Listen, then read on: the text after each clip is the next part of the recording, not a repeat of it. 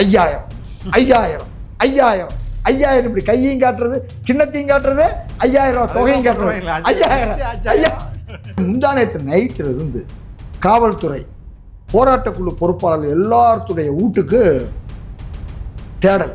Okay, சிக்கடைங்களை பூரா வீட்டிலேயே உட்கார வச்சு சிறை. என்ன சொல்றது, தமிழ்நாடா இல்லை இது விவசாயிகளை நீங்க சட்டசபை நடக்குது, எங்களுடைய கோரிக்கையை கொண்டு வர்றோம், நீ சட்டசபை வைக்க நாங்கள் பேரணின்னு அறிவிச்சதுனால உடனே பேரணி சட்டசபை வரைக்கும் அரசு விட்டுற போறது இல்லை. அரசினுடைய கவன ஈர்ப்புக்காக ஒரு ஆயிரக்கணக்கான பேர் கூடி சட்டசபை நடக்குது, எல்லா கட்சியிலும் ஏற்கனவே கவன ஈர்ப்பு தீர்மானம் கொடுத்தது.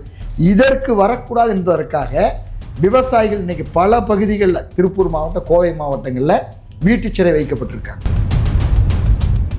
நார்மலாக அரெஸ்ட் பண்ணால் பக்கத்தில் ஒரு மண்டபத்தில் வைப்பாங்க, இவங்க ஊரை சுற்றி சுற்றி சுற்றி சுற்றி கடைசி எங்கேயாவது ஒரு காட்டில் இறக்கி விட்டுறது, இல்லைன்னா ஒரு பார்வை மாற்றுத்திறனாளிகள் ப்ரொடெஸ்ட் நடந்ததுக்கு என்ன பண்ணியிருந்தாங்க, இங்கே ஒரு ஊரில் நிறுத்திட்டேன் பஸ் எல்லாம் பூட்டிட்டு எல்லாம் இறங்கிட்டாங்களா. மாற்றுத்திறனாளிகளை கைது பண்ணவங்களுக்கு குடிநீர் ஏற்பாடு பண்ணல, உணவு ஏற்பாடு பண்ணலை.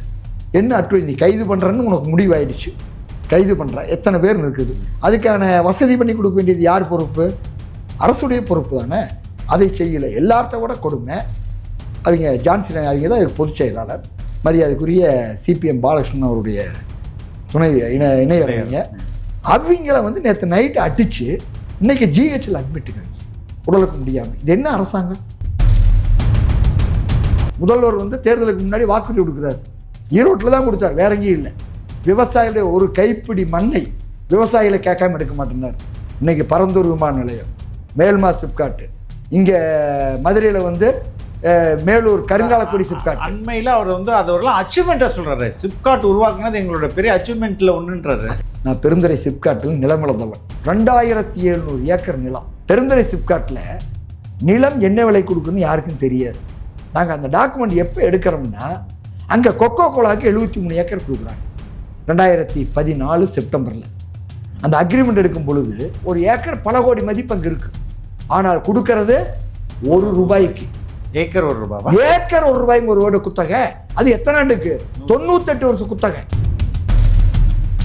ஸ்டெர்லைட் இப்போ கிரீன் ஸ்டெர்லைட்னு ஒன்று நினைச்சா எத்தனை பேர் சுட்டு கொள்றான். இங்கேயும் கொண்டா, இதே மாதிரி சவுத் ஆப்பிரிக்காவில் மாறிக்கனாலையுமே 64 பேர்த்த கொண்டா, இங்கிலீஷ் எலக்ட்ரிகேஷன் பேரில்.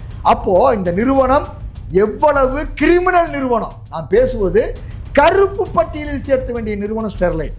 திமுகவை பொறுத்த வரைக்கும் காவல்துறையை கண்டு அஞ்சு நடுங்குகின்ற பேடி பயல்கள். வயிறறிஞ்சு சொல்றோம், ஸ்டெர்லைட் படுகொலை செய்தவன் மேல நீ குறைந்தபட்சம் ஆணையம் சொல்லிடுச்சு, ஆதாரம் இருக்கு. உனக்கு எவன்டா தூண்டி விட்டான்? ஈசனை தூண்டி விட்டான்னு கைது பண்ணி இல்லை. என்னது? கறிக்கோழி இறக்க வேண்டாம் என்பது ஒரு போராட்ட உத்தி.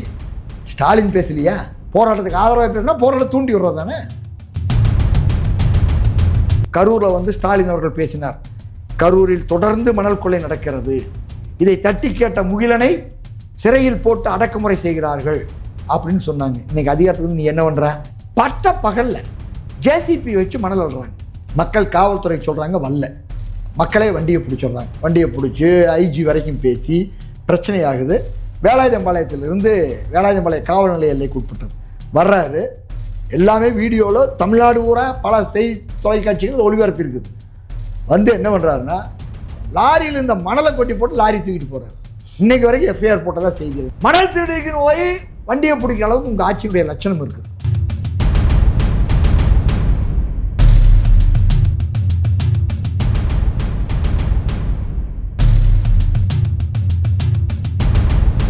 தோழர் வணக்கம். தோழர் வணக்கம். கறிக்கோழி பிரச்சனை, அதோட விலை இன்னைக்கு பெரிய போராட்டம் நடத்திருக்கீங்க, 1000 பேர்கிட்ட கைது. இதுக்கு முன்னாடி ஒன்று சொன்னீங்க, விவசாயி வீட்டு சிறையெல்லாம் இப்போ நிறைய விவசாயிகள் வீட்டு சிறைப்படுத்தப்பட்டிருக்காங்கன்னு சொன்னீங்க. என்ன நடக்குது தமிழ்நாட்டில்? ஏன் விவசாயிகளுக்கு மீது இவ்வளோ வன்மம் இந்த அரசுக்கு? அதாவது மோடி வருகிறான்னு சொல்லி போராட்டம் அறிவிச்சா வீட்டு சிறையில் வைப்பாங்க. ஓகே. சில நேரங்களில் தமிழ்நாடு முதலமைச்சர் வர்றான்னு சொல்லி அவர் கருப்பு கொடி அறிவிக்கிறேன் அப்படின்னு சொன்னால் கூட வீட்டு சிறை வச்சிருக்கிற வரலாறுலாம் திமுக ஆட்சியில் இருக்குது. ஆனால் இன்னைக்கு சென்னையில் கறிக்கோழி வளர்க்கின்ற விவசாயிகள் அப்படி சொன்னால் கூலி விவசாயிகள் தான் அவங்க. இவங்களுக்கு கோழியும் தீவனத்தையும் குஞ்சியும் தீவனத்தையும் நிறுவனம் கொடுக்குது. இவங்க ஒரு கட்டிடத்தை கட்டி அந்த கட்டிடத்தில் மஞ்சு கிஞ்சியெல்லாம் போட்டு அதுக்கு பராமரிப்பு பண்ணி வளர்த்தி கொடுக்கறதுக்கு கிலோ ஒன்றுக்கு ₹6.50. இது 2013 ஜெயலலிதா ஆட்சியில் இருந்த பொழுது முத்தரப்பு பேச்சுவார்த்தை வந்து நடத்தினது. அதற்கு பின்னாடி எங்களுக்கு வளர்ப்பு கூலி கட்டணம் உயர்த்தப்படல. வருஷம் 13 ஆயிடுச்சு. கறிக்கோழி வந்து வெட்டி கொடுக்குறவங்க கடைக்கு போகுது, கடைக்கு போய் வெட்டி க்ளீன் பண்ணி கொடுக்குறவங்களுக்கு கிலோவுக்கு ₹50 கிடைக்குது. ஆனால் வளர்த்துறவங்களுக்கு அதே ₹6 அப்படியே தான் தொடர்ந்து நீடிக்குது. ₹20 வேணுங்கிற கோரிக்கையை அரசுகிட்ட ஓராண்டு காலமாக வைத்திருந்தது.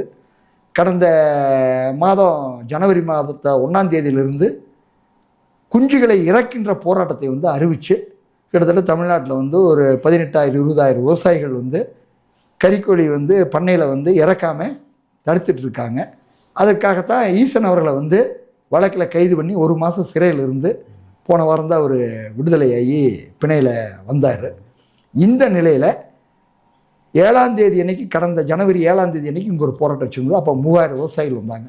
அப்போ 21ஆம் தேதி அன்னைக்கு முத்தரப்பு பேச்சுவார்த்தைன்னு சொல்லி அரசு அறிவித்தது. முத்தரப்புங்கும் பொழுது அரசு அந்த பண்ணை உரிமையாளர்கள், கறிக்கோழி வளர்க்கின்ற கூலி விவசாயிகள் அப்படித்தான் சொல்லணும், அவர்கள் இந்த 3 பேர்த்தையும் வச்சு பேச்சுவார்த்தைன்னு சொல்லியிருந்தாங்க 21ஆம் தேதி அன்னைக்கு. சென்னையில் வந்து கிட்டத்தட்ட ஒரு 11,000 விவசாயிகள் வந்து கால்நடை இயக்குநர் அலுவலகத்தில் வந்து கூடியிருந்தாங்க. அந்த அன்னைக்கு முன்னிறுத்த நாள் நைட்டு 6 மணிக்கு மேலே முத்தரப்பு பேச்சுவார்த்தை ரத்துன்னு சொல்லி அரசு ஒரு அறிவிப்பு கொடுத்து எல்லா விவசாயியும் இங்கே வந்துட்டாங்க. அதற்கு பின்னாடி இப்போ சட்டசபை இப்போ கூடியது. அப்போ சட்டசபை கூடிச்சு, இப்போ சட்டசபை கூடியிருக்கு. இதனால் அரசனுடைய கவனத்திற்கு போகணும். ஏற்கனவே பல எதிர்க்கட்சிகள், திமுகவோட கூட்டணியில் கூடிய பொதுவுடைமை கட்சிகள்லேருந்து, கொங்கு நாடு மக்கள் தேசிய கட்சியிலேருந்து, எதிர்கட்சியிலேருந்து எல்லாமே பல கட்சிகள் இதன் மீது தீர்மானம் கொடுத்துருக்காங்க. கவன ஈர்ப்பு தீர்மானம் வந்து இது விவாதிக்கணுன்ட்டு அரசு இது வரைக்கும் அதை செய்யலை. அதனால வந்து இப்போது கடைசி சட்டசபை கூட்டத்தொடராக இருக்கிறதுனால இந்த அரசனுடைய கவனத்துக்கு வரணும். இது உரிய முறையில் கேட்குறது முத்தரப்பு பேச்சுவார்த்தை நடத்துங்க, எங்களுக்கு வளர்த்துறதுக்கான ஒரு கூலி உயர்வை கொடுங்க. ஏன்னா இது அண்டை மாநிலங்கள் எல்லாமே நடைமுறைப்படுத்தப்பட்டிருக்குது, அருகாமை மாநிலங்கள்லாம்.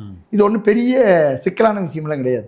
ஆனால் அரசு வந்து என்ன கேட்டால் முழுக்க இந்த பண்ணை நடத்தக்கூடிய கார்ப்பரேட்டுகளுக்கு முழுக்க சாதகமாக இருக்குது. அதுக்காகத்தான் என்ன கேட்டிங்கன்னா, எப்படி ஏற்கனவே மேல்மா போராட்டத்தில், சிப்காட் எடுத்த போராட்டத்தில் அவர் அருள் ஆறுமுகத்தை வந்து குண்டாஸில் போட்டு மொத்த மக்களுடைய எதிர்ப்பின் காரணமாக அரசே குண்டாஸை வந்து ரிவோக் பண்ணி அவங்கள விடுதலை பண்ணாங்களோ, அந்த மாதிரி தான் இப்பவும் இருக்குது.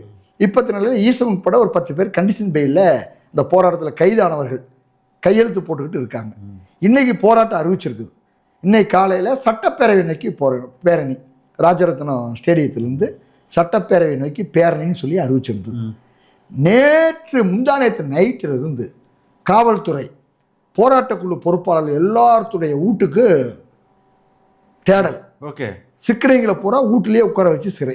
என்ன சொல்றது, தமிழ்நாடா இல்லை இது விவசாயிகளை நீங்கள் வந்து சட்டசபை நடக்குது, எங்களுடைய கோரிக்கையை வந்து கொண்டு வர்றோம், நீ சட்டசபை வைக்க நாங்கள் வந்து பேரணின்னு அறிவிச்சதுனால உடனே பேரணி சட்டசபை வரைக்கும் அரசு விட்டுற போகிறது இல்லை. அரசினுடைய கவன ஈர்ப்புக்காக இங்கே ஒரு 1000கணக்கான பேர் கூடி சட்டசபை நடக்குது. எல்லா கட்சியிலும் ஏற்கனவே கவன ஈர்ப்பு தீர்மானம் கொடுத்தது.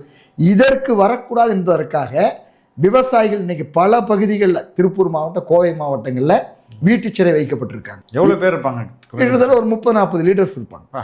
லீடர்ஸ் மட்டுமே 30. இப்போ என்னன்னா, அவங்களை முடக்கினா மற்ற கூட்டு வர முடியாதுல்ல, அவங்க தானே ஆர்கனைஸ் பண்ணுவாங்க. இப்போ அந்த பகுதியில் இருக்கிற பண்ணை விவசாயிகள் பூரா அப்புறம் அவரை கைது பண்ணி வச்சுட்டா மற்றவங்க கிளம்பி வர்றதுக்கு தயக்கம் வரும், மற்ற பக்கம் வர்றது பிரச்சனை. எல்லோருமே இன்னைக்கு சென்னைக்கு 1000 பேர் வந்திருக்காங்கன்னா இதில் 1000ல் 950 பேர் அரசுக்கு தெரியாமல் சென்னை வந்தவர்கள். ஓகே, தெரிஞ்சிருந்தால் இங்கே அங்கேயே பிடிச்சி போட்டிருப்பாங்க.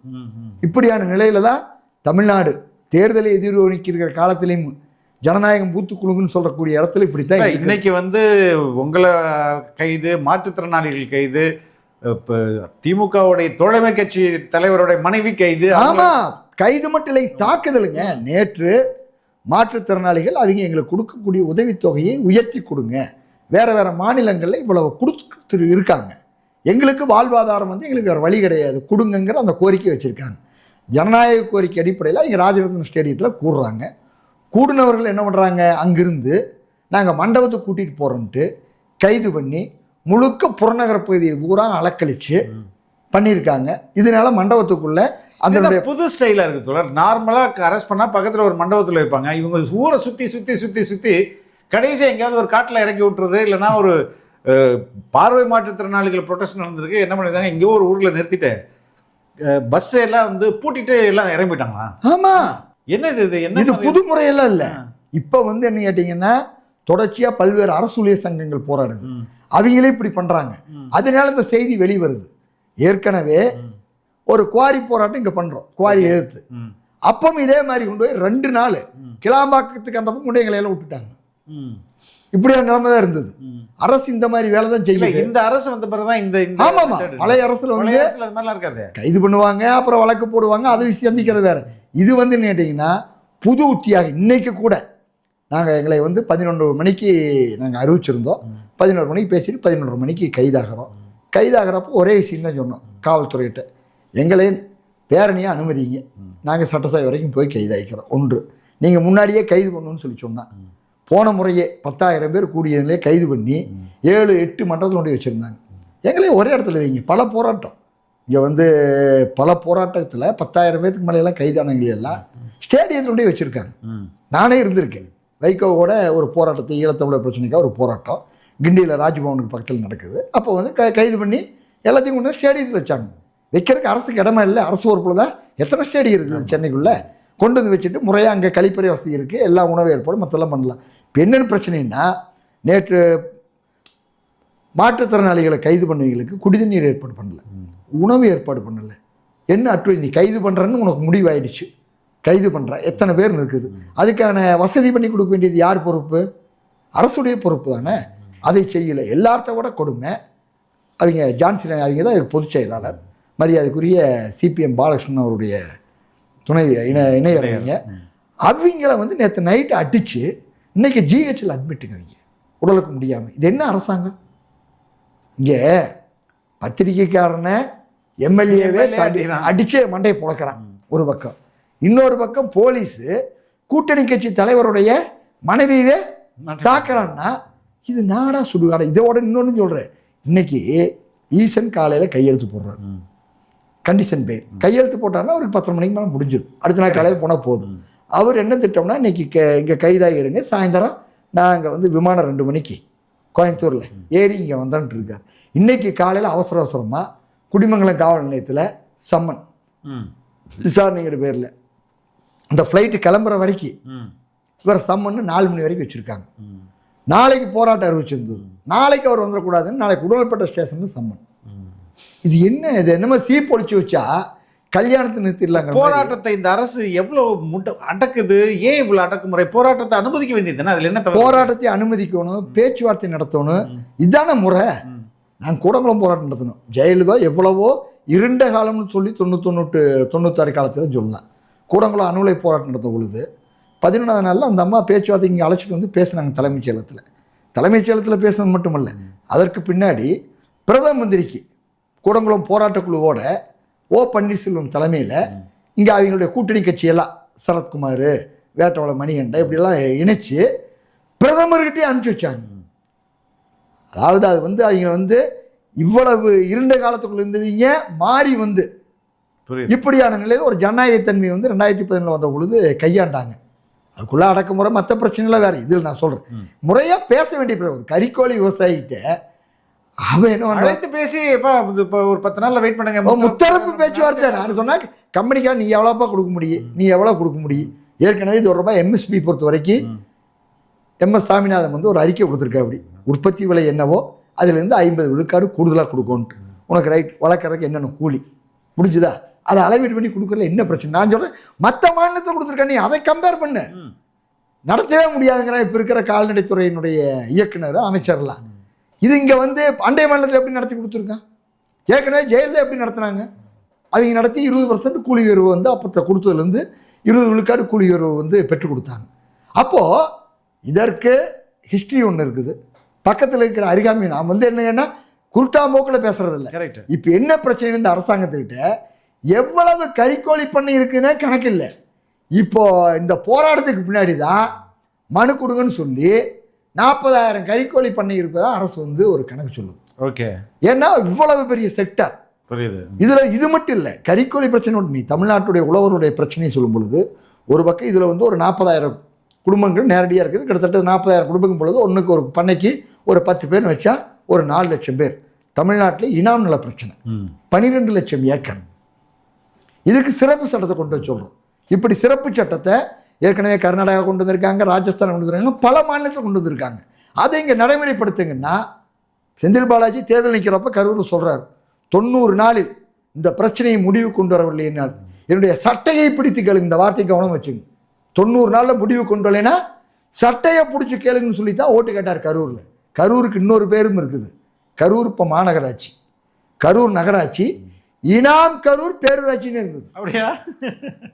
அப்புறம் வேலாயுதம்பாளையம் இனாம் பூமி புறா, அதே மாதிரி வெஞ்சமாங்கூடூர், இப்படி பல பகுதிகள் கரூர் மாவட்டத்தில் கிட்டத்தட்ட ஒரு 15-20 விழுக்காடு இனாம் நிலம் சார்ந்த பகுதி.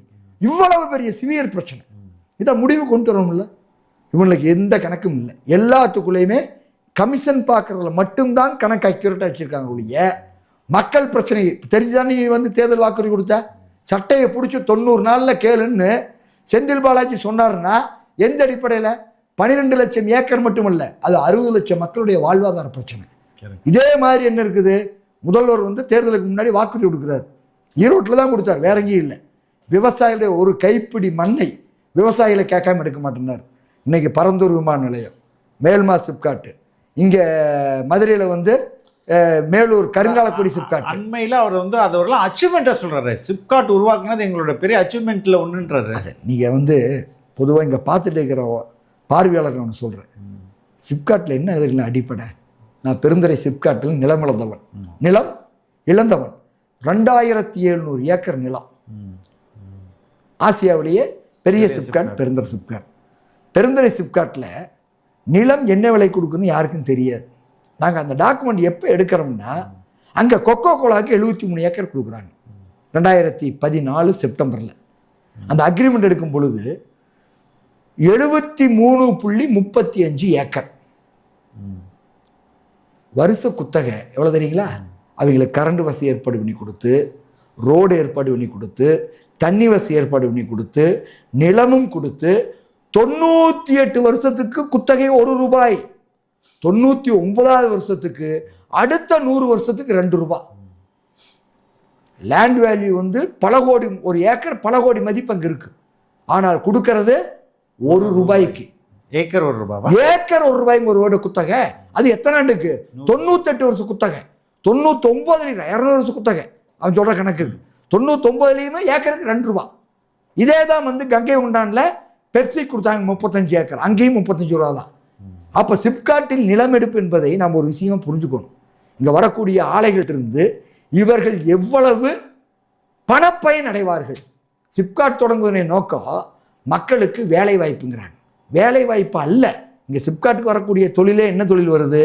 வெளிநாடுகளில் காலாவதியான தொழில்கள், காலாவதியான தொழில்நுட்பம். வெளிநாட்டில் செய்யவே கூடாங்கிற தொழில் தான் நம்ம சிப்காட்டுக்கு வருதே ஒழிய, எந்த சிப்காட்டில் தொழிற்சாலைகளில் சிகப்பு வகை ஆலை இருக்குது, ஆரஞ்சு வகை ஆலை இருக்குது, பச்சை வகை ஆலை இருக்குது. எந்த சிப்காட்டில் பச்சை வகை ஆலை வந்திருக்கு? கரெக்ட், எங்கேயுமே வரலையா? அப்போ பச்சை வகை ஆலை வந்தால், கிரீன் ஃபேக்டரி வந்தால் உள்ளூர் உற்பத்தியை தொழிலுக்கானதாக மாறும். அது சமூகத்துக்கு பயனளிக்கு. இங்கே பொறுத்த வரைக்கும் என்னது? செவ்வாய் கிரகத்தில் போய் இங்கே நாம் கிரகம் பிள்ளைக்கு தோசம் கல்யாணமாகல இப்படின்னு பேசிகிட்டு இருப்போம். செவ்வாய் தோஷம் இருக்குன்னு. செவ்வாய் கிரகத்தில் போய் மனிதன் வாழ்வதை பற்றி ஆய்வு பண்ணிட்டு இருக்காங்க. அவனுக்கு ஒரு ஜட்டி தறி தெரியாதா? அவன் தண்ணி கிடக்கூடாது, அவனுடைய காற்று கிடக்கூடாது, அவனுடைய மண்ணு கிடக்கூடாது. இதை கெடுப்பதற்கு நாங்கள் இருக்கிறோம். ஆனால் இதே ஸ்டெர்லைட் இப்போ கிரீன் ஸ்டெர்லைட்னு ஒன்று. ஆமாம், இப்போ இந்த ஒரு 10-15 நாளாக ஒரு பொதுவெளியில் ஸ்டெர்லைட் அனில் அகர்வால் அவர் குடும்பத்தில் கல்யாணம் இது பண்ணதை மட்டும் நீங்கள் பெருசாக பேசுகிறீங்க, 10,000 கோடி பண்ணியிருக்கான்ட்டு. அவர் 21,000 கோடி நலத்திட்டம் கொடுத்துருக்காரு. இப்படியெல்லாம் புதுசு புதுசாக உருட்டுறானுங்க. ஓகே. அப்புறம் இங்கே இனிமேல் பசுமை வகை தாமிரம் தயாரிக்கப்படும். நீ எல்லாத்தையும் தயாரி. நீ எந்த காலத்துலையும் சொன்னதை பசுமை அரண் கூட அமைக்கலை. கரெக்ட். ஸ்டெர்லைட்டில் 25 நீங்கள் 90 கிட்டத்தட்ட அந்த ஆலை 90 இங்கே ரத்னகிரி டிஸ்ட்ரிக்ட்லேருந்து, மகாராஷ்டிரா ரத்னகிரியில், ஜெய்தாப்பூர் டிஸ்ட்ரிக்டில் ரத்னகிரியிலிருந்து 94 விரட்டி அடிக்கப்படுது. 93 94 விரட்டி அடிக்கப்பட்டு ஜெயலலிதாவால் இங்கே அனுமதி கொடுக்கப்படுது. எங்கே? தூத்துக்குடியில் 94 காலகட்டத்தில் அனுமதி கொடுக்கப்படுது. நீ 2010 18 வரைக்கும் அங்கே இயங்கியிருக்க. 18 வரைக்கும் நீ இயங்கியிருக்க. 18 3வது மாதம் வரைக்கும் உனக்கு சிடிஆர் இருந்திருக்குது. 24 வருடங்கள் நீ அங்கே இயங்கியிருக்கிற. 24 வருடம் நீ இயங்கி என்ன பண்ண? பசுமை அரண் 33 விழுக்காடு ஒரு தொழிற்சாலை இயங்குறதுக்கு. நீ அதை கூட செய்யலை. உன்னுடைய கழிவுகளை பூரா என்ன பண்ண?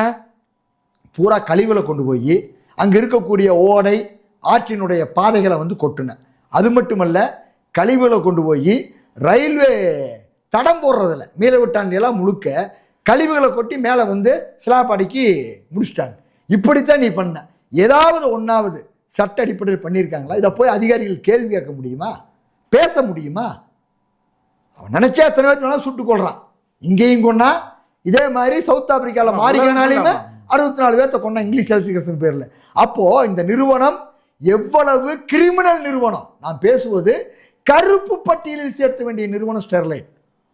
எந்த விதமான அறமற்று மனிதத்தன்மையற்று இயற்கை வளத்தை அழிக்கிறது, சுற்றுச்சூழலை அழிப்பது மட்டுமல்ல, மனித உயிர்களை கிரிமினல் முறையில், அதை நாங்கள் வந்து அருணா ஜெகதீசன் ஆணையத்தில் எல்லா டாக்குமெண்ட் கொடுத்து அருணா ஜெகதீசன் ஆணையமே தெளிவாக சொல்லுச்சு.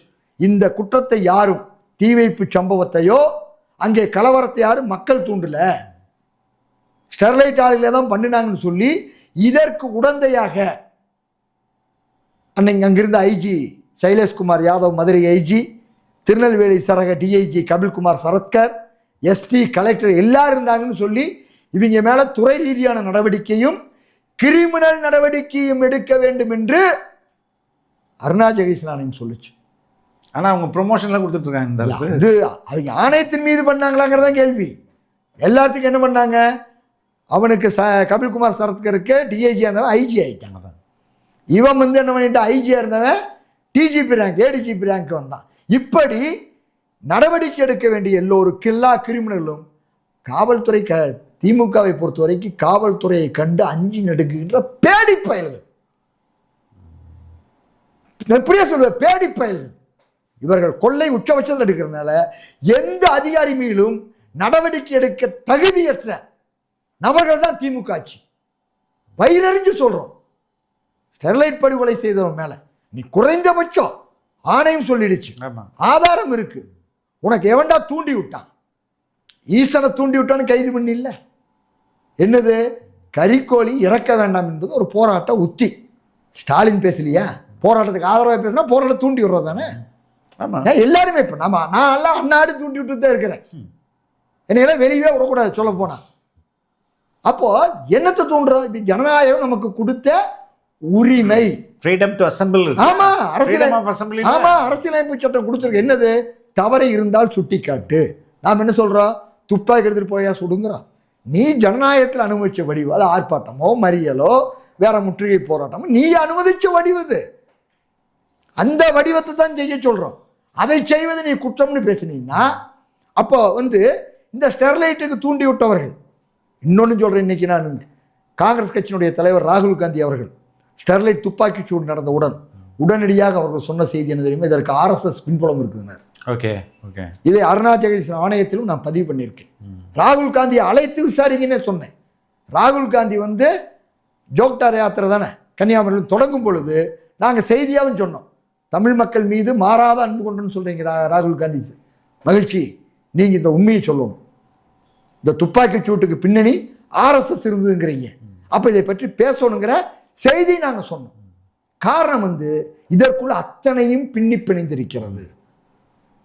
உலக முதலாளிகள், இங்க இருக்கக்கூடிய மத்திய ஒன்றிய அரசு, ஸ்டெர்லைட்டுக்கு சப்போர்ட் பண்ண எல்லாரையும் பார்த்தாலும் தெரிஞ்சு போயுமே. ஆமா, ஆறு ரஜினிகாந்த், ஜக்கி வாசுதேவ் எல்லாம் இந்த மாதிரி ஆளுங்க யாரெல்லாம், ஆமா எவெல்லாம் வந்து சிஐஏ ஆளா இருக்கிறான், வெளிநாட்டு கையாளா இருக்கான், அவங்க பூரா என்ன பண்றாங்க? இதை இந்த போராட்டத்தில் ஈடுபட்டவர்களை குறை சொல்லியும் ஸ்டெர்லைட் நிறுவனம் வந்து நேர்மையான நிறுவனம் சர்டிஃபிகேட் கொடுத்தாங்க. ஆணையம் அதற்கான அனைத்து விதமான உண்மைகளையும் சொல்லிடுச்சு, கோர்ட்டும் சொல்லிடுச்சு. அப்ப இங்க வந்து ஸ்டெர்லைட் ஆலையை முழுக்க அகற்றுவதற்கான சிறப்பு சட்டத்தை கொண்டு வந்து அகற்றணும். இதை வச்சுக்கிட்டு ஸ்டெர்லைட் ஆலையை கொண்டு வர தூத்துக்குடி மக்களுக்கு மட்டுமல்ல தமிழ்நாட்டு மக்களுக்கும் பேராபத்து. நீ என்ன பேர்ல கொண்டு வந்தாலும். எனவே அதன் மீது தமிழக அரசு உரிய நடவடிக்கையை எடுத்தே தீரணும். இன்னைக்கு இருக்கக்கூடிய தமிழக அரசு போய்கொண்டிருக்கின்ற பாதை என்பது மிக மிக மோசமான பாதை. இங்கே வந்து அஜித்குமார் என்ற ஒரு இளைஞர் எந்த குற்றமும் செய்யாமல் கொலை செய்யப்பட்டிருக்கார். அப்போ அதுக்கு யார் தூண்டுதல் இருந்தாங்க? இன்னைக்கு வரைக்கும் அதுக்கு பதில் இல்லை. வழக்க சிபிஐக்கு மாற்றிட்டாங்க. இன்னைக்கு வரைக்கும் அது அடித்து கொண்டதை சிபிஐ விசாரிக்கு. இதுக்கு பின்னாடி தூண்டி விட்டது யாரு? அவர் அடிக்க சொன்னது யாரு? குற்றமே செய்யாத ஒன்றை, திருட்டே போகாத ஒன்றை திருட்டு போனதா சொல்லி அவர் அடித்து கொண்டிருக்காங்க. இப்படி எல்லா வகையிலும் தமிழ்நாட்டை பொறுத்தவரை இங்கே இருக்கக்கூடிய காவல்துறை என்பது மிக மிக மிக மோசமான நடவடிக்கைகள் இருக்குது. இன்னும் கூட சொல்கிறேன், நான் இன்னைக்கு வரைக்கும் ஜகுபுரலி படுகொலைக்கு நீதி கிடைக்கல. அதே போல கரூரில் விவசாயி ஜெகநாதன் படுகொலை செய்யப்பட்டார். திமுகவுடைய கிளை செயலாளர், அவருடைய படுகொலைக்கு நீதி கிடைக்கல. எல்லாத்த விட கடந்த தேர்தலில் கரூரில் வந்து ஸ்டாலின் அவர்கள் பேசினார், கரூரில் தொடர்ந்து மணல் கொள்ளை நடக்கிறது, இதை தட்டி கேட்ட முகிலனை சிறையில் போட்டு அடக்குமுறை செய்கிறார்கள் அப்படின்னு சொன்னாங்க. இன்னைக்கு அதிகாரத்துக்கு வந்து நீ என்ன பண்ற? இதை செய்பவரெல்லாம் விஜயபாஸ்கர்னு பேசுனீங்க, ரைட்டு. இன்னைக்கு அந்த மணல் திருடுக்கு போய் வண்டியை பிடிக்கிற அளவுக்கு உங்கள் ஆட்சியுடைய லட்சணம் இருக்குது. நடந்தே இல்லையா போன வாரத்தில்? அது மட்டுமல்ல, கடந்த ஞாயிற்றுக்கிழமை புகழூர் என்ற இடம், அங்கே வந்து கதவணையுடன் கூடிய தடுப்பணை ஒன்று கட்டிட்டு இருக்காங்க 405 கோடியில். அதை நாங்கள் தொடர்ந்து சொல்கிறோம், இந்த அணை கட்டிவிட்டால் இது இன்னொரு நொய்யல் ஒரத்துப்பாளையம் அணை. ஓகே, ஏன் அப்படி சொல்கிறோம்னா, காவிரி ஆற்றுக்கு குறுக்க தான் அணை கட்டுறாங்க. ஏன் இன்னொரு நொய்யல் ஒரத்துப்பாளையம் அணைனா, காவிரி ஆற்றுல 3 மாதம் 4 மாதம் தான் தண்ணி வரும். விதிவிலக்காத்தா 2 போகத்துக்கு தண்ணி வரும், 6 மாதம் தண்ணி வரும். ஆனால் வருஷம் பூரா நொய்யல்ல கழிவு தண்ணி வந்துக்கிட்டே இருக்கு, விஷ தண்ணி, சாயப்பட்ட விஷ தண்ணி. அது இந்த அணை கட்டக்கூடிய இடத்திலிருந்து 7வது கிலோமீட்டரில் இருக்குது. அப்போ இந்த அணை கட்டுவதனுடைய நோக்கம் விவசாயிகளுக்கு உதவுவதோ குடிதண்ணீர் உதவுவதோ அல்ல. பேப்பர் மில் இருக்குது புகழூரில், அரசினுடைய டிஎன்பிஎல் பேப்பர் மில் இருக்குது, அங்கே வந்து சிமெண்ட் ஆலை இருக்குது, அங்கே தெர்மல் பிளான்ட் இருக்கு. இதற்கு தண்ணி வேணும் வருஷம் பூரா தடை இல்லாமல். ஓகே, 3 போகம் 3 ஷிஃப்ட் உற்பத்தி நடக்கணும். மக்கள் வாழ்க்கை விவசாயம் இருக்குதா இல்லையா, அதற்காக அதை கட்டுறாங்க. இதில் வந்து சேகரிக்கக்கூடிய தண்ணி என்ன இருக்குது அப்படின்னா, காவிரியில் வரக்கூடிய தண்ணியே மருத்துவ கழிவோடு இருக்குது என்று ஐஐடியினுடைய ரிப்போர்ட் சொல்லியிருக்குது. 22 இடங்கள்ல 2 வருஷம் ஆய்வுன்னு சொல்லியிருக்காங்க. இப்போ நொய்யல் கழிவு தண்ணி வந்து நிற்க போகுது. இந்த நிற்கிற அணை கட்டுற பகுதிக்கு கிளப்புறமாக கடந்த ஞாயிற்றுக்கிழமை அன்னைக்கு என்னன்னா, பட்ட பகல்ல ஜேசிபி வச்சு மணல் அள்ளுறாங்க. மணல் அள்ளுறத மக்கள் காவல்துறை சொல்கிறாங்க வரல, மக்களே வண்டியை பிடிச்சிடுறாங்க. வண்டியை பிடிச்சி ஐஜி வரைக்கும் பேசி பிரச்சனையாகுது. வேலாயுதம்பாளையத்திலிருந்து வேலாயுதம்பாளையம் காவல் நிலைய எல்லைக்கு உட்பட்டது வர்றாரு. எல்லாமே வீடியோவில் தமிழ்நாடு ஊரா பல செய்தி தொலைக்காட்சிகள் ஒளிபரப்பி இருக்குது. வந்து என்ன பண்ணுறாருன்னா, லாரி காவல்துறை ஆய்வாளர் லாரியில் இந்த மணலை கொட்டி போட்டு லாரி தூக்கிட்டு போகிறாரு. இன்னைக்கு வரைக்கும் எஃப்ஐஆர் போட்டதா செய்தியில். நேற்று கூட கருத்து கேட்பு கூட்டம், நேற்று செவ்வாய்க்கிழமை அன்னைக்கு கருத்து கேட்பு கூட்டம். அங்கே வந்த காவல்துறை அதிகாரி கேட்டால் என்ன எஃப்ஐஆர் போட்டது உறுதியாளர் விசாரிச்சுட்டு என்ன விசாரிக்கிறாங்க? எனக்கு நீ வந்து ஒரு விவசாயி தன்னுடைய வீட்டுக்கு மேடை மண் போடுறதுக்கு கிராவல் மண் எடுத்துகிட்டு போனீங்கன்னா, அனுமதி இல்லாமல் எடுத்துகிட்டு போனால் அவனை கிரிமினல் வழக்கில் கைது பண்ணுறீங்க, வண்டியை சீஸ் பண்ணுறீங்க, வழக்கு பதிவு பண்ணுறீங்க. இது சட்டம். அதை ஏன் பண்ணின்னு கேட்கலாங்க. ஆனால் பட்ட பகலில் மணல் திறறான். மணல் திறக்கூடிய யார்? பூரா திமுகவினுடைய எல்லா மட்ட பொறுப்புலையும். கரெக்ட். குறிப்பாக கேட்டிங்கன்னா, அங்கே வந்து பாண்டியன் ஒருத்தன், லாட்டரி பாண்டியன்னு பேர். அவன் போன பீரியடில் அதிமுக தான் இப்போ ஒரு மண்டல பொறுப்பாளராக இருக்கார். அவன் தான் இந்த மணல் கொள்ளைக்கு பூரா தலைவர் மாதிரி இருந்து ஏரியாவா மொத்த பொறுப்புக்கு அவர் இருந்துட்டு மற்ற பகுதிக்கு அந்த ஒன்றிய செயலாளர் இந்த பக்கம், இந்த ஒன்றிய செயலாளர் இந்த பக்கம்ட்டு. இதனாலேயே சென்னை உயர்நீதிமன்றத்தினுடைய மதுரை கிளை தானாக முன்வந்து அமராவதி ஆற்று மணல் கொள்ளை வழக்க போன வியாழக்கிழமை எடுத்திருக்குது. மதுரை பெஞ்சு வந்து ஒன்று நீருக்காகவே ஒரு பெஞ்ச் ஒன்று இருக்குது. அந்த பெஞ்சு வியாழக்கிழமை அன்னைக்கு அமராவதி ஆறு மணல் கொள்ளைக்காகவே ஒரு வழக்கு எடுத்திருக்குது. நாங்கள் மாண்புமிகு நீதிமன்றத்தில் கேட்குற காவிரியும் அது மாதிரி எடுங்க. இத்தனை ஆதாரம் கண்ணு முன்னாடி இருக்குது. இதற்காக பல அடக்குமுறைகளை எதிர்கொண்டவர்கள் இன்னைக்கு வரைக்கும் நாங்கள் வழக்குக்கு போயிட்டு இருக்கோம். கரூர் வாங்கல்ல போய் இந்த விஜயபாஸ்கர் சொன்னார்லங்க, அங்கே எங்களை ஆள் வச்சு இதே விஜயபாஸ்கருடைய கையெழுத வெட்டினாங்க எங்களை. 2016 ஜெயலலிதா வந்து 5ஆம் தேதி இறக்குறாங்க, 13ஆம் தேதி அன்னைக்கு வெட்டி போட்டு எங்களை காரில் வர்றோம். நாங்கள் காரை சுற்றி அங்கே மணல் குவாதி வர்றப்போ ஒரு ஆலோசனை கூட்டத்திலே வந்து தகராறு பண்ணுறாங்க அடியாட்கள். நாங்கள் கிளம்பி வர்றோம். காரை சுற்றி மணல் லாரி ஒன்று போக வச்சு 6 பைக்கை போட்டு காருக்குள்ளே எங்கூட 3 குழந்தைகள், 11 வயசில் ஒரு குழந்தை, 8 வயசில் ஒரு குழந்தை, 5 வயசில் ஒரு குழந்தை, காருக்குள்ளேயே வச்சு எங்களை அட்டாக் பண்ணுறாங்க. சட்டக்கட்டையெல்லாம் கிழிஞ்சிடும், ரத்த கைதாகுது, எல்லாம் நடக்குது. போய் கலெக்டர்கிட்ட சொல்லி நடவடிக்கை சொல்கிறோம். ஒரு கேஸ் ஒன்று போட்டுட்டாங்க. கேஸ் போட்டு என்ன தெரியுங்களா அடுத்தது நடந்தது? எவன் என்னை அடித்தானோ அவனை இந்த சம்பவம் நடக்கிற 2 மணி நேரத்துக்கு முன்னாடி நானும் 72 வயசை சேர்ந்த அந்த ஊரில் ஒரு பேங்க் செக்ரட்டரியாக இருந்தவர், மதிப்புக்குரியவர், விஸ்வநாதன் ஐயா அப்படின்ட்டு, வாங்கல் விஸ்வநாதன் ஐயான்ட்டு, அவரும் நானும் சேர்ந்து நீ உயிரோடு இருக்கக்கூடாதுன்னு வண்டியை மறித்து குத்தி கொலவனை பார்த்தோம்னு கேஸு இன்னைக்கு வரைக்கும் போயிட்டு இருக்குது. 8 வருஷமா 8 வருஷமா சார்ஜிட்டு வந்து 2018 போட்டாங்க. சம்பவம் 2016 டிசம்பரில் வந்து ஒரு எஃப்ஐஆரை போட்டு 7 மணிக்கு நாங்கள் அரங்க கூட்டம் நடக்கிறோம், 6 மணிக்கு நடத்துகிறோம், 7:30 மணிக்கு நான் தாக்கப்படுறேன், 5 மணிக்கு அவனை அட்டாக் பண்ணதான். என்ன இப்படி இருக்குது? இப்போ இந்த ஓடிஆர் ஒன் டைம் ரெகுலேஷன் அது ஒரு கடைசி நிமிடத்தில் அடிக்கிற கொள்ளை தானே, அது லாஸ்ட் மினிட்ல உச்சபட்சங்க. நான் என்னன்னா லூட்டிங்ல மிக உயரிய தன்மை. நான் திரும்ப தான் சொல்றேன், சுப்ரீம் கோர்ட்டுடைய பல ஜட்ஜ்மெண்ட் இருக்கு. நமக்கு வந்து மாநில சட்டம் ஒன்று இருக்கு, சிறுகனிம சலுகை விதிகள் 1959 சட்டம். இது எந்த அடிப்படையில் வருதுன்னா ஒன்றிய அரசனுடைய 57 சட்டத்தை வச்சு தான் வருது. இதற்கு பின்னாடி நீதிமன்றங்கள் பல தீர்ப்பு கொடுத்துருக்காங்க. இதற்கு வந்து முறையாக வந்து எப்படி அபராதம் போடணும், அபராதத்தை எப்படி வசூல் பண்ணணுங்கிற எல்லா வழிவகைகளும் பண்ணியிருக்காங்க. இது எல்லாத்தையும் ஓவர்லுக் பண்ணிட்டு தமிழ்நாடு அரசு அலாவுதீன் ஐஏஎஸ் தலைமையில் ஒரு கமிட்டியை போட்டுன்ட்டு சொல்லி ஒரு டைம் நீ வந்து வெட்டினதுக்கு சீனியரேஜ் அமௌண்ட் மட்டும், அதாவது கனிம திருட்டு நடந்திருந்தால் அதுக்கு வந்து சீனியரேஜ் தொகையும் போடணும், அந்த கல்லினுடைய தொகையும் போடணும், அதுக்கு ஒரு ரேட் ஃபிக்ஸ் பண்ணுறாங்க, அதையும் போடணும். இதில் அந்த ரேட்டே வர்றதில்லை, சீனியரேஜ் மட்டும் போட்டு எடுத்து வித்து அதை பற்றி எங்களுக்கு தேவையில்லை. நீ வந்து ராயல்டி ஃபீஸ் மட்டும் கட்டு. ஆமாம், நீ வந்து அந்த கோடங்கிபாளையத்தை ராமகிருஷ்ணன் குவாரிங்கிறது 20 லட்சம் கனமீட்டர், 20 லட்சம் கனமீட்டர் டன்னுன்னு பார்த்தோம்னா 60 லட்சம் டன்னு, 315 கோடி அபராதம் போடணும், 315 கோடி அபராதம் போடணும், கல் விலை ப்ளஸ் சீனியரேஜ் அமௌண்ட்.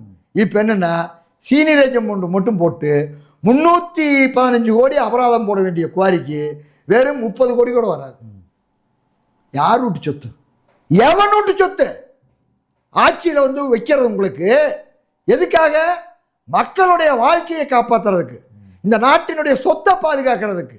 நீங்கள் one time settlement, one time regulation settlement நீங்கள் போட்டு குவாரியினுடைய அனுமதிக்கப்பட்ட பரப்பில் 1 மடங்கும் வெளியில் எடுத்திருந்தா 5 மடங்கு சீனியரேஜ் அமௌண்ட்டில் போட்டிங்கன்னா கல் விலை எங்கே போச்சு? ஏற்கனவே இருக்கிறது 15 மடங்கு அபராதம் போடலாங்கிறது எங்கே போச்சு?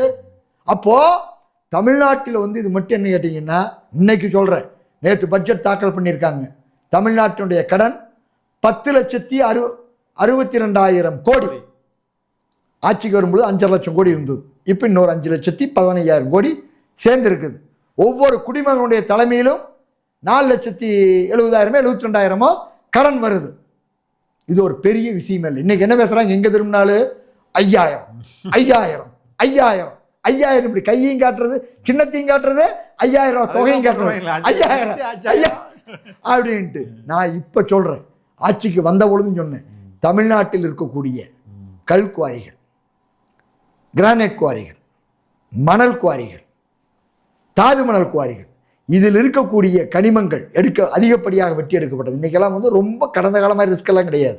இன்றைக்கி எல்லாமே கூகுள் இருக்குது, எல்லாமே டெக்னிக்கலாகவே எடுத்துட முடியும். அதை கையாண்டாவே தமிழ்நாட்டினுடைய 10,62,000 கோடி ரூபாய் கடன் 1 மாதத்தில் கட்டிவிட முடியும். 1 மாதத்தில் கட்டிவிட மட்டுமல்ல, ஒவ்வொரு குடிமகன் தலையில் இருக்கக்கூடிய கடன் கழிஞ்சிரு. ஒவ்வொரு குடிமகனுக்கும் அரசு 5 லட்சம் கொடுக்க முடியும். 5 லட்சம் இந்த நாட்டுக்காக உழைச்சவன் தான் இங்கே இருக்கிற குடிமகன் எல்லாம். நீ எவனோ சில ஆள்கிட்ட கொடுத்து வச்சிருக்க, சில ஆள் கொள்ளையடிச்சு வச்சிருக்க. இது எல்லோரையும் இந்த மக்களுக்கு கொடுத்த, நான் என்ன சொன்னா, ஒவ்வொரு குடிமகனுக்கு 5 லட்சம் ரூபா அரசாங்கம் கொடுக்க முடியும். வழி இருக்கிறது, மார்க்கம் இருக்கிறது, வாய்ப்பு இருக்கிறது, செய்ய தகுதியுள்ள அரசு இருக்கிறதா என்பதுதான் கேள்வி. தமிழ்நாட்டு மக்கள் இதை பார்த்து கொண்டிருக்கின்ற மக்களுக்கு நான் ஒன்றே ஒன்று சொல்றோம். தமிழ்நாட்டில் வந்து எம்ஜிஆர் ஒரு படத்துல வாய் அசைச்சாரு, என்ன வளம் இல்லை இந்த திருநாட்டில், ஏன் கையை ஏந்த வேண்டும் வெளிநாட்டில் வாயசம் செஞ்சார். அதை எழுதின கவிஞர் யாருன்னு எனக்கு தெரியல, ஏதோ ஒரு கவிஞர் எழுதியிருப்பார், பெரும்பாலும் பட்டுக்கோட்டை இந்த மாதிரி தான் எழுதியிருப்பாங்க. நான் சொல்வது, தமிழ்நாட்டில் இதுவரை நடந்த கனிம கொள்ளையை நடவடிக்கை எடுத்தாலே இத்தனை லட்சம் கோடி ரூபாய் பண்ணிட முடியுங்க. நான் ஏதோ கற்பனையிலலாம் பேசல. நாங்கள் சகாயம் ஆய்வுக்குழுவில் இருந்தவங்க. மதுரை மாவட்டத்தில் இருந்த 80 கிரானைட் குவாரியில் மட்டும் 1,13,000 கோடி. அப்ப தமிழ்நாடு முழுக்க பல நூறு கிரானைட் குவாரி இருக்கு. கிட்டத்தட்ட 7,000 கல்குவாரி, 7,000 8,000 கல்குவாரி இருக்கு. அது அபேண்டட் குவாரி விட்டா கூட மிச்சம் ஒரு 5,000 குவாரிக்கு மேல இருக்கு. இது இல்லாத தாது மணல் இருக்கு, இது இல்லாத ஆத்து மணல் இருக்கு. எல்லாத்தையும் ஆய்வுக்கு உட்படுத்துங்க. சுண்ணாம்புக்கல் சுரங்கம் இருக்கு. கரெக்ட். சேலம் பக்கத்திலே இருக்குன்னு நினைக்கிறேன். சுண்ணாம்புக்கல் சுரங்கம் எல்லாம் எல்லா பக்கம். சேலத்தில் இருக்கிறது பேக் சைட். பெரம்பலூர், அரியலூர் 2 தொகுதி இருந்தாலும் ஒரு மாவட்டம் வச்சிருக்கிறது. கரூர்ல 4 தொகுதி இருந்தாலும் ஒரு மாவட்டம் வச்சிருக்கிறாங்க. காரணம் அங்கெல்லாம் மிக அதிகமான சுண்ணாம்புக்கல் இருக்கு. ஓகே. எல்லா நீங்க பாத்தீங்கன்னா அரியலூர், பெரம்பலூர்ல இந்தியாவினுடைய அத்தனை எம்என்சி கம்பெனியினுடைய சிமெண்ட் ஃபேக்டரி இருக்கு. சிமெண்ட் ஃபேக்டரி தமிழ்நாட்டில் உற்பத்தி சிமெண்ட் செய்யப்படுகிறது. ஆனால் தமிழ்நாட்டில் இருக்கின்ற விலையை விட ஏற்றுமதி செய்து டெல்லி போய் அங்க விலை குறைவு. இது சிமெண்ட் லாபி, அது ஒரு பெரிய லாபி. அப்போ நாம் சொல்வது என்னன்னா, தமிழ்நாட்டின் வளங்கள் இவ்வளவு கொள்ளையடிக்கப்பட்டிருக்குது. இதன் மீது நடவடிக்கை எடுக்கக்கூடிய முதுகெலும் உள்ள அரசும் ஆட்களும் தேவை. மக்கள் அதை அடையாளம் கண்டு செயல்படுத்தணும். இங்க பிரச்சனையை பொறுத்தவரை தமிழ்நாட்டு மக்களுக்கு நாங்கள் தொடர்ந்து சொல்லிக் கொண்டிருப்பது, இங்கே எல்லா வளமும் குறைவுக்கு வழி இல்லை. ஏற்கனவே இருந்ததை பூரா பண்ணியிருக்குது. இனி முறைப்படுத்துங்க. தமிழ்நாடு இன்னைக்கு மிக அதிகமான வெப்பநிலை இருக்கிற மாநிலம். தொடர் அது ட்ரம்மர் வருதே, நிலநடுக்கம் வருதே இங்க. ஆமா, வந்துரு. தமிழ்நாடு முழுக்க நீங்க இந்த 5 ஆண்டுகளில் திமுக ஆண்ட 5 ஆண்டுகள் நிலநடுக்கம் பக்கத்துல வந்து பெரிய பெரிய குவாரிகள் இருக்கு. அதையும் நமக்கு அதான் 5 ஆண்டுகள் நீங்க நிலநடுக்கம் வந்த இடத்த பாருங்க. ஒன்று கரூர், இன்னொன்று திருப்பூர், இன்னொன்று கோவை, இன்னொன்று திண்டுக்கல், இன்னொன்று புதுக்கோட்டை, குறிப்பா மணப்பாறை பகுதி, இன்னொன்று தென்காசி பகுதி, இப்படி வேலூர் பகுதி. எங்கெங்கெல்லாம் கல்குவாரிகள் அதிகமாக இருக்கிறதோ அங்கே எல்லாம் நான் வரப்போறேன்னு சொல்லி 2 ரிக்டார்லேருந்து 3.5 ரிக்டார் வரைக்கும் நில அதிர்வு ஏற்பட்டிருக்குது. ஆனால் அரசு அத்தனையும் என்ன பண்ணுது, அந்த ரெக்கார்டையே மூடி மறைச்சிடுது, வெளியவே சொல்றது இல்லை. ஆனால் உங்களை போன்ற ஊடகத்தர்கள் இந்த சம்பவம் நடக்கும் பொழுது, இப்போ நம்ம கடையில் சிசிடிவி மாட்டியிருந்தா அதில் தெரியுது. அதையெல்லாம் எடுத்து வெளிக்கொண்டு வந்து தான் செய்தியாக உறுதிப்படுத்தப்படுது. இல்லைன்னா முகிலன் போகிற போக்கில் அடிச்சுட்டு போகிறப்பான் அப்படின்னு சொல்லுவாங்க. இது ஆதாரபூர்வமே என்னன்னா, நீ வச்சிருக்கக்கூடிய இதற்கான ஆய்வு மையத்தில் எங்காச்சும் விவரம் இருக்கானே கிடையாது. எங்க விவரம் இருக்குது? காணொளியில் விவரம் இருக்குது, கண்டுணர்ந்த விவரங்கள் மக்களிடமே இருக்குது. இப்படியான நிலை இருக்குது. எனவே இந்த முறையாவது வருகின்ற காலத்தில் கனிம முறைகேடுகளுக்கு ஒரு முற்றுப்புள்ளி வைத்து எதிர்கால தலைமுறை. இன்னொன்னு சொல்றேன், தமிழ்நாட்டில் இருக்கக்கூடிய 2 நாளைக்கு முன்னாடிங்க நான் ஒரு குழந்தை பார்த்தேன். 2 வயசு குழந்தை. அந்த குழந்தைக்கு 6 மாசத்துலேருந்து இன்சுலின் போட்டிருக்காங்க. 6 மாசத்துலேருந்து. தமிழ்நாட்டில் இந்த கொடூரம் நடந்துட்டு 3 வயது 4 வயது பெண் குழந்தைகள் பருவம் எய்திடுறாங்க. நான் எல்லாத்துக்கும் சேர்த்து சொல்றேன், நீ கொள்ளையடிக்கிற குவாரிக்கார, அதில் கையூட்டு வாங்குற அரசியல்வாதி அதிகாரி, எல்லாத்துடைய ஊடு நாசமா போயிட்டு இருக்கு. ஆமா, அவர்களுடைய குழந்தைகளும் இந்த இந்த இந்த நாட்டில் தானே. ஆமா, உன் பிள்ளைக்கு நீ என்ன வச்சுட்டு போற? ஒண்ணுமே இருக்காது. இன்னைக்கு இப்படியான ஒரு பேர் அபாயத்தை வச்சுட்டு போனீங்கன்னா. ஆமா, நேற்று முதலமைச்சர் வந்து காலநிலை மாற்றம்னு சொல்லி ஒரு மாநாட்டு நடத்தியிருக்காரு. நேற்று நடத்தியிருக்காரு. ரைட்டு, இதெல்லாம் பேசுறீங்களே, இதெல்லாம் நான் கரடியாக கத்துறமே, காதுக்கே உரைக்கலையா? காலநிலை மாற்றத்தை, அதாவது சர்க்கரை என்று பேப்பரில் எழுதி வச்சா இனிக்காது. சர்க்கரை உண்மையான சர்க்கரை கொடுத்தாத்தே இணைக்கி. காலநிலை மாற்றத்திற்கு நீங்கள் ஒரு குழு போட்டிருக்கீங்க, வெளிநாட்டு எக்ஸ்பர்ட்டு, இந்திய எக்ஸ்பர்ட்டு, தமிழ்நாட்டில் இருக்குன்னு சொல்லி போட்டிருக்கீங்க ஒழிய, இதற்கான சொல்லக்கூடிய விஷயத்தை நீங்கள் எந்த கல்குவாரி குறைச்சிருக்கீங்க, எந்த சூழல் மாசுபாட்டை குறைச்சிருக்கீங்க? முந்தா நேற்று கரடியாக கத்துனாங்களே இங்கே குப்பை எரியுலை எதிர்த்து. குப்பை உங்களுக்கு என்னது? கடந்த காலங்களில் குப்பை என்பதை எரு என்பார் நம்மாழ்வார். கரெக்ட். உரம் இல்லை, எரு. ஏனென்றால் இயற்கையாக கிடைக்கக்கூடிய அத்தனை, இங்கே தமிழ்நாட்டினுடைய கலாச்சாரமே ஒன்றின் கழிவு ஒன்றின் உணவு. இங்கே வந்து நோ வேஸ்ட் கல்ச்சர். இங்கே வந்து வீண் என்ற ஒன்றே கிடையாது. ஒன்று கழிவாச்சுன்னா அது இன்னொன்றுக்கு உணவாகும். இந்த அடிப்படையில் தான் 90 வரைக்கும் இருந்தது. 90க்கு பின்னாடி, உலகமயமாக்கலுக்கு பின்னாடி, இங்கே பிளாஸ்டிக்கை கணக்கு வழக்கு இல்லாமல் உள்ள அனுமதிக்கிறீங்க. அனுமதிச்சின விளைவு குப்பைகளுக்குள்ளே பிளாஸ்டிக் கலந்துருச்சு. பிளாஸ்டிக் மக்கி போகிறதுக்கு 400 வருஷம் ஆகும். அப்போ அதற்கான எந்த டெக்னாலஜியும் கிடையாது. நான் பிளாஸ்டிக்கை பயன்படுத்தக்கூடாதுன்னு கருதுறேன். நான் என்ன கருதினாலும் அரசாங்க ரேஷன் கடையிலேருந்து ஒரு பருப்பு பாக்கெட் வாங்கிட்டு பிளாஸ்டிக் வந்துடும், உப்பு பாக்கெட் வாங்கிட்டு வந்தால் பிளாஸ்டிக் வந்துடும், ஒரு ஷாம்பு வாங்கினா பிளாஸ்டிக் வந்துடும், ஒரு காப்பி தூள் வாங்கினா பிளாஸ்டிக். இப்படி நான் விரும்பினால எனக்கு அன்னாடும் எங்கள் வீட்டில் 10 பிளாஸ்டிக் பேப்பர் வந்துடும். இந்த 10 பிளாஸ்டிக் பேப்பரை சுத்திகரிப்பு செய்கிறதுக்கு அரசாங்கத்தில் ஏதாவது தொழில்நுட்பம் உண்டா? நீ என்ன பண்ணுற? பொட்டி கடையில் பிளாஸ்டிக் பேப்பர் ஒருத்தன் கொடுத்தானா அவனை போய் பிடிக்கிறா, கைது பண்ணுறா, 2000 ரூபா அபராதம் போடுற. கம்பெனி பூரா பிளாஸ்டிக் போட்டு கொடுக்குறானே, அதை தடுக்கிறதுக்கு நீ என்ன பண்ணுற? இதற்கான மாற்று என்ன செய்கிற?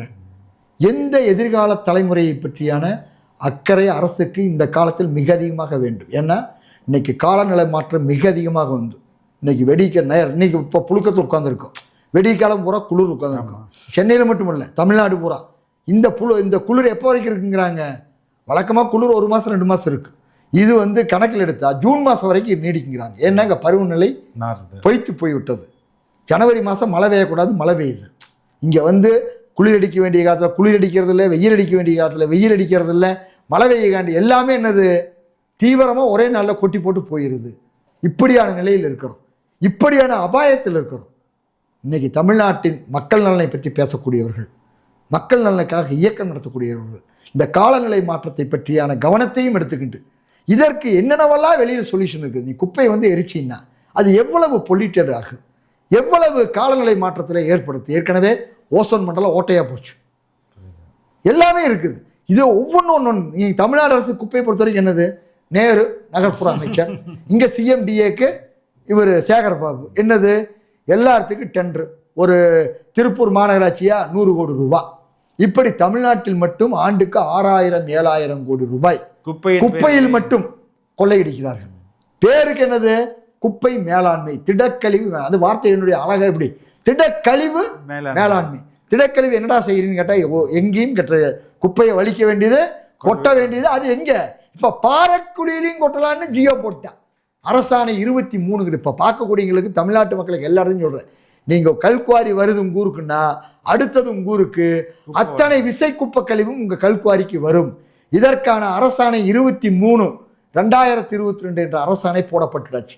கடந்த காலங்களில் கல்குவாரி இயங்கி முடித்தா அது நீர்நிலையாக தண்ணீர் தேங்கி நிற்கிற தொட்டியாக பயன்படுத்தப்படும் சொல்லி அந்த தண்ணீரை எடுக்கக்கூடிய அதிகாரம் கூட மாவட்ட ஆட்சியர்கள்ல தலைமைச் செயலாளர் இருந்தது. சென்னை போன்ற பகுதிகளில் கடுமையான வறட்சி 2017 நடந்த பொழுது திரிசூலம் பாறைக்குழியிலிருந்து தண்ணியை எடுத்து கொண்டு இங்கே பயன்படுத்துகிறாங்க. இது தலைமைச் செயலாளர் தான் உத்தரவிட முடியும். இப்படி இருந்ததை இப்பொழுது என்ன செஞ்சுருக்காங்க? நீ தமிழ்நாட்டுக்குள்ளே 40,000 ஏரி குளங்கள் இருந்தது. கலகாட்சியில் என்ன ஆயிடுச்சு? 40,000 ஏரி குளங்களில் நீ 15,000 சுருங்கி போச்சு. 25,000 ஏரி குளங்களை காணா. யாரா நீ வெட்டுன இந்த கல்குவாரி தான் தண்ணி தேக்கிக்கிற இடமா இருக்குதாண்ணா, அதையும் நீ என்ன பண்ணிட்ட? குப்பைகளை கொண்டு கொட்டி வைக்கிற இடமா மாற்றி திருப்பூர் முதலிபாளையத்தில் கதறாங்க. 1,20,000 டிடிஎஸ், 200 டிடிஎஸ் இருந்தால் அந்த தண்ணியை குடிக்கக்கூடாது மனுஷன், 500 டிடிஎஸ் இருந்தால் விலங்கும் குடிக்கக்கூடாது, பயிர்களுக்கு கொடுக்கக்கூடாது. ஆனால் அங்கே இருக்கக்கூடிய டிடிஎஸ் 1,20,050 டிடிஎஸ்.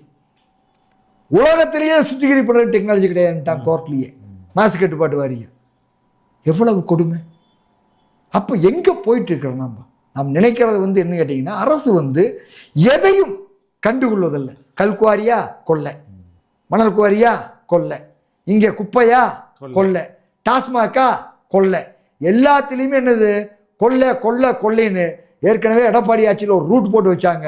அந்த ரூட்டை இவங்க சிஸ்டமாக மாற்றி எல்லாத்துக்குள்ளேயுமே குவாரிக்குள்ளேயும் என்னது இவனுக்கு ஆளு வச்சு, திண்டுக்கல் ரத்தன் குரூப்பை வச்சு, எஸ்ஆர் குரூப்பை வச்சு, எல்லாமே ஏடிஎம்கேடைய அதே மேன் பவர் தான், அதே மெத்தடு இவனுக்கு வச்சுக்கிட்டு இன்னும் என்னது கூடுதலான டெவலப் வச்சு கம்பெனி வைஸில், அதாவது சிந்தாமல் சிதறாமல் முழுக்க இவங்களுக்கு சேர்ந்துடுறது. ஏற்கனவே டாஸ்மாகில் 10 ரூபாய் வச்சு வாங்கினானா அந்த 10 ரூபாயில் டாஸ்மாக் பணியாளரும் பயன்படுவான், அவனுடைய எம்டியும் பயன்படுவான், உள்ளூர் கட்சிக்காரனும் பயன்படுவான், இங்கே மேலே இருக்கிறவனும் பயன்படுவான். இப்போ என்னென்னா முழுக்க அது செந்தில் பாலாஜி கட்டுப்பாடு, கரூர் குரூப் கட்டுப்பாடு, வேற யாரும் என்னது அதுக்குள்ள முழுக்க அதிக பொறுப்பு. இப்படி எல்லாத்துக்குள்ளேயுமே சிஸ்டமேட்டிக் மெத்தடா அது அமைச்சர் கொஞ்சம் வச்சுக்கிறது, பார்ட்டி ஃபண்ட் கொஞ்சம் கொடுத்துக்கிறது, இப்படி பித்தலாட்டம் பண்ணுறது, இப்படியான முறையை மாற்றிட்டாங்க. இன்னொரு அபாயத்தையும் சொல்கிறேன், நாங்கள் தொடர்ச்சியாக ஒவ்வொரு முறையும் உங்கள்கிட்ட பேசுகிறப்ப சொல்லிட்டு இருக்கிறேன். தமிழ்நாட்டில் இருக்கக்கூடிய 30 வகையான கனிமங்களை ஒன்றிய அரசு தமிழ்நாட்டு மக்களிடம் எதுவும் கேட்காமல் 12.5 ஏக்கரா ஒரு கிளஸ்டர்னு சொல்லி சொன்னால், ஒரு கல்குவாரி 1 ஏக்கரா தான் இருக்கலாம்.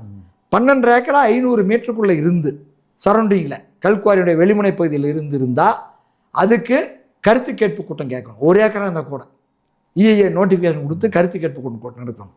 ஆனால் தமிழ்நாட்டில் இன்னைக்கு கார்னெட்டு, இல்மனைட்டு, ரூட்டைலு, சிர்கானு, கிராஃபைட்டு, பிளாட்டினோ, மாலிப்டினோ, டங்ஸ்டனு, இப்போ தங்கம், இப்படி அரிய வகை கனிமங்கள் எல்லாத்தையுமே எந்த வகையிலும் தமிழ்நாடு அரசிடம் கேட்க வேண்டியதில்லை, மக்களிடம் கருத்து கேட்பு கேட்க வேண்டியதில்லை என்ற ஒரு அறிவிப்பை கொடுத்துருக்காங்க.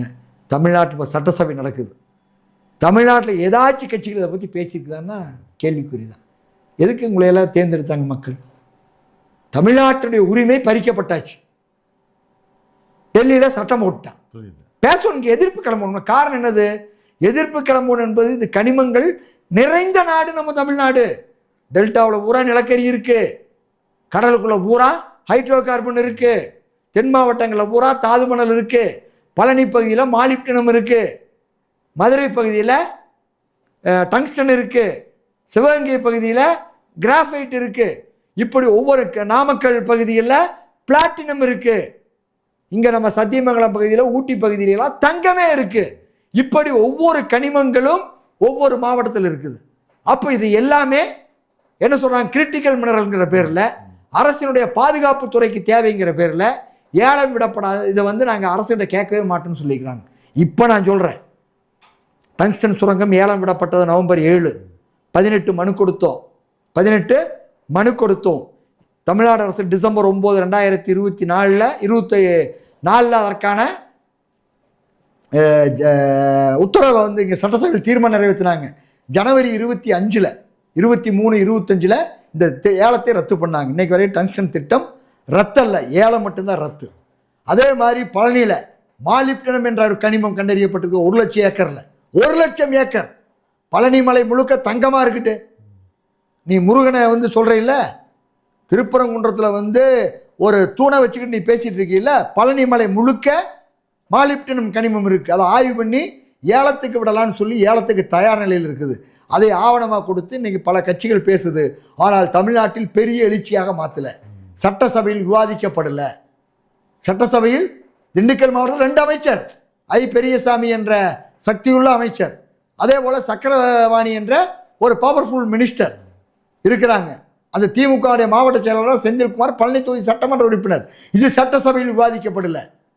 அது மட்டுமல்ல, இந்த கனிமங்களை ஒன்றிய அரசு தமிழ்நாட்டுக்கு பொறுப்பில்லை என்று அறிவித்தது மட்டுமல்ல, இப்பொழுது தருமபுரி பகுதியில் ஒரு பிளாக்ல மாலிப்டினம் கனிம சுரங்கத்திற்கான 7 அறிவிப்பை ஒன்றிய அரசு வெளியிட்டிருக்குது. என்ன இதெல்லாம் பேசுறது முகிலம் தான் பேசணுமா? தமிழ்நாட்டில் தேர்ந்தெடுக்கப்பட்ட 40 நாடாளுமன்ற உறுப்பினர்கள், தேர்ந்தெடுக்கப்பட்ட 234 சட்டமன்ற உறுப்பினர்கள், தேர்ந்தெடுக்கப்பட்ட 18 ராஜ்யசபா உறுப்பினர்கள் இருக்காங்க. இவங்களுக்கெல்லாம் தெரியாதா? தர்மபுரியில் மாலிப்டினம் கனிம சுரங்க ஏலத்தை ஒன்றிய அரசு அறிவித்திருச்சு. இது பேசப்பட வேண்டும். இதையெல்லாம் ஆளுகின்ற கட்சிகளும் ஏற்கனவே ஆண்ட கட்சிகளும் பேசவில்லை என்றால் தேர்தலில் தக்க பாடத்தை மக்கள் கொடுப்பார்கள். ரொம்ப நன்றி சார், ரொம்ப நன்றி.